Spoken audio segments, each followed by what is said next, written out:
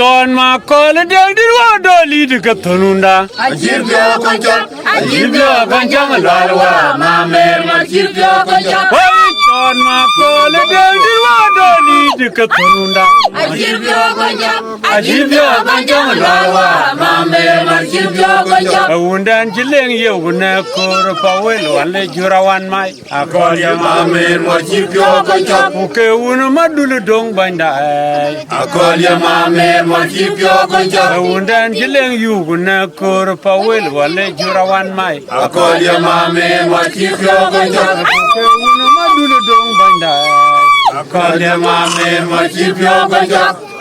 Kedan chulo wa kancha a chuta kayo dial memorial pyot kan a chuta pyoben a chal chol ke tyak kuru ke tyak ben chol ke tyak bu dial pin ko a kancha ngan